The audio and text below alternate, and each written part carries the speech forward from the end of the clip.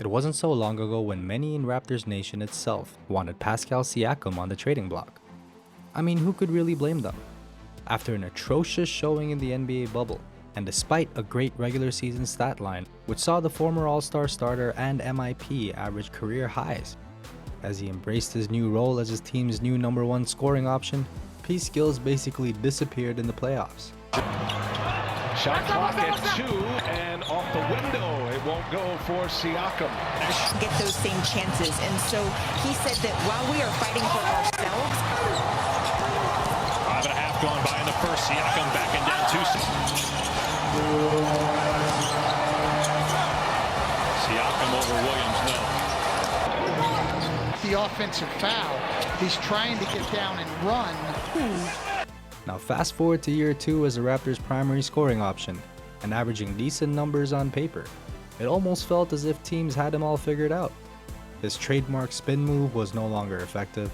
There was tremendous slander being posted about his lack of ability to execute in crunch time, and ultimately to many basketball fans, analysts, and pundits alike, it seemed as though Spicy P may not only have hit his ceiling as an NBA player, but there were growing concerns throughout Raptors Nation that Pascal was on a rapid decline. And the fact that his Raptors didn't even make the playoffs that season put him under the off-season microscope as potential trade bait.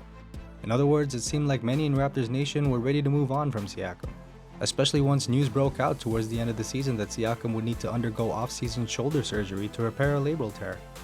And as a result of this, Siakam was not only expected to miss games to start off the season, but the pressure was now truly on. The slander emerged once again earlier this season as Spicy P was understandably taking time to readjust to not just the plethora of new teammates that he had, but also to a new flex offense, courtesy of course of Australian coaching legend Tim Gleeson, and not to mention Siakam began playing heavy minutes not long after he returned from surgery. A combination of all these factors saw Pascal begin to struggle with inconsistent performances to start off this season, and this fueled the trade Siakam fire, which was basically becoming an inferno at this point. As Raptor rookie sensation Scottie Barnes, first-time All-Star Fred VanVleet, and young gunner Gary Trent Jr. commanded the attention of most fans, it was Pascal Siakam who continued to believe in himself, to stick to the process, if you will.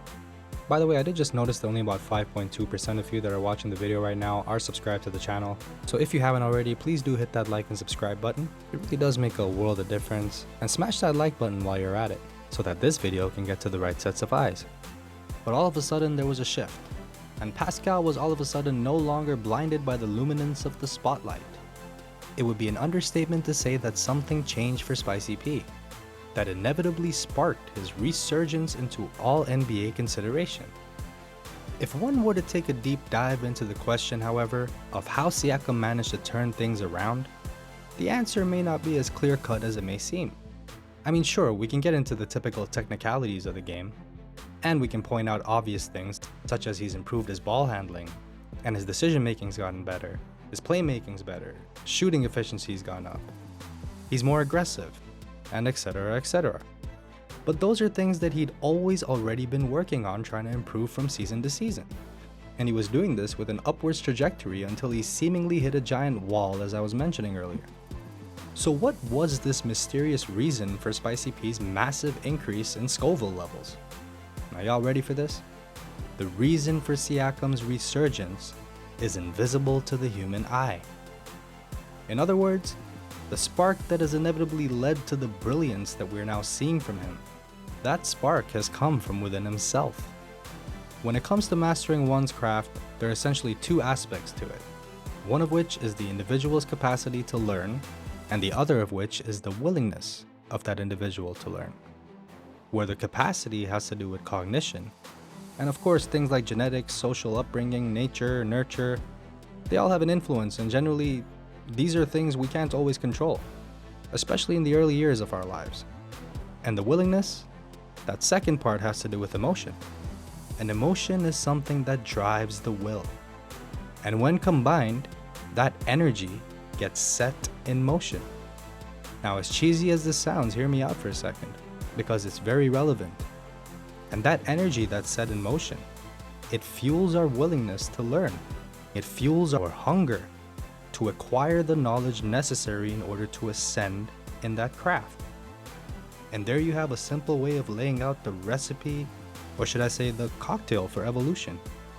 Now before y'all think you clicked on a philosophy or science video, let me once again assure you that everything I'm talking about is relevant and has a lot to do with basketball. See, I'm reading a book right now called The Mindful Athlete by George Mumford, and I'll briefly tell you Mumford is one of the main reasons that Jordan's Bulls and Shaq and Kobe's Lakers managed to three-peat. And as the foreword, which was written by Phil Jackson, so eloquently put it, there's a certain bond that championship teams have. And our newest group was trying to find that bond. We experimented with quite a few things that season. And instead of the usual 2-a-day practices in training camp, for example, we were using a shortened version of conditioning in the morning, taking a break for lunch, and then implementing some mental training, and then going back on the court for a full practice, and this made for a 6-hour day. It wasn't easy for the players to adapt to this structure, but George taught mental training exercises that really helped us stay fresh and on track, and things took off later that season. Now, am I insinuating that Siakam and the Raptors are now doing 6 hours a day of mental training? Look, I have no definite proof that this is the case, but it sure seems like it. What I'm really trying to get at here is that Siakam's resurgent play this year can in vast majority be attributed to one thing. His mindset has changed. And when it comes to mentality in basketball, it's actually part of one of the better known two-word sayings in basketball history. Trademark, of course, of the late Kobe Bryant, but it's about that Mamba mentality. Mindset has been a key part of the game since the dawn of its time. And considering the amount of championships that legends like Kobe and Jordan have won, it shouldn't come as a shock that many aspiring dynasties became curious as to what historic squads such as Michael's Bulls or Kobe's Lakers did differently to accomplish the incredible feats that they did. And so mental training through a combination of mindful breathing and meditation became a trend. And not just in the league, but throughout the whole world. But humans are complicated creatures. And just because one knows that exercising one's mentality on a practical level has its benefits, it doesn't mean that they will automatically achieve greatness. And this is where the emotion aspect of Siakam's resurgence, as I was mentioning before, that's where this part comes in. Because it was emotion that propelled Pascal to break past the biggest plateau of his NBA career thus far.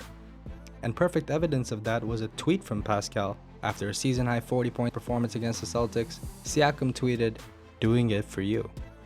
And for those who aren't aware, Pascal is talking about his late father here, the man who inspired him to become a professional basketball player.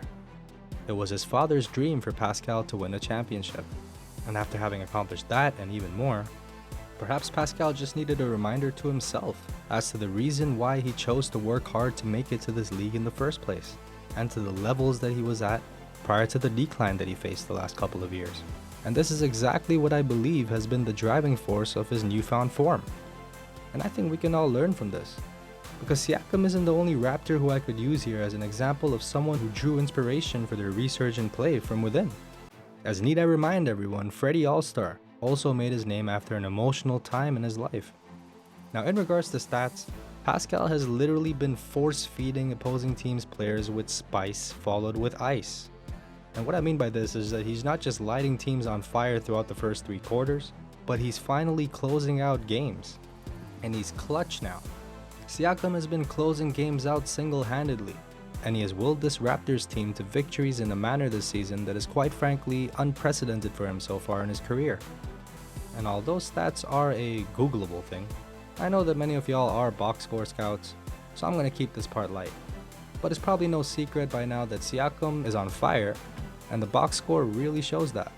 As we all know, he dropped a 37-point, 11-rebound, 12-assist masterpiece of a triple-double on Harden, Embiid, and the 76ers head top last night, making him only the 4th Raptor in franchise history to accomplish this feat, alongside half-man, half-amazing Vince Carter, fellow teammate Fred VanVleet, and of course Raptor legend Kyle Lowry. Now, although this feat is a huge accomplishment for him, if we really look at these box score stats over pretty much all of 2022, P Skills has been flirting with triple-double-like numbers on pretty much a night-to-night basis. And the biggest difference when analyzing Spicy P's game right now, compared to his previous performances, has undoubtedly been his decision-making and ability to read situations on both ends of the court. Now let's take a look at a couple of instances. As you can see here from these bubble highlights, Pascal was indecisive. He had opportunities to pass out numerous times, and you see him forcing up shots here. You see him not being able to read plays with the patience that he does now. The vision is nowhere near where it is right now. The handle isn't as tight. I mean, heck, the body language isn't even there. And this version of Siakam was a huge offensive liability for the Raptors, who were struggling to get anything going on that end of the court, because essentially they were missing about 20 points a night from Pascal. But then in stark contrast, we take a look at Siakam's 2022 clips. He's literally risen to every occasion this year. You see him no longer forcing up uncontrolled shots like he used to on drives into the paint. He draws defenders, he finds the open man with pinpoint accuracy. He creates space with his tight handle. That stop and go, herky-jerky, extremely difficult to predict offensive game, it's never been better from him. That spinorama is deceptive, and he's mastered it. That floater is looking elite.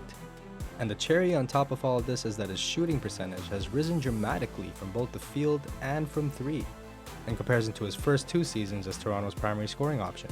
And to be quite honest, this list goes on and on.